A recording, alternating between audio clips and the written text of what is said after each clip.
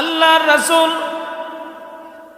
নবী মুহাম্মদ সাল্লাল্লাহু আলাইহি ওয়াসাল্লাম সাহাবায়ে কেরামদেরকে বললেন, ও আমার সাহাবারা, তোমরা যদি কেউ জান্নাত কিনতে যাও তাহলে এই জায়গাটা তোমরা খরিদ করতে পারো।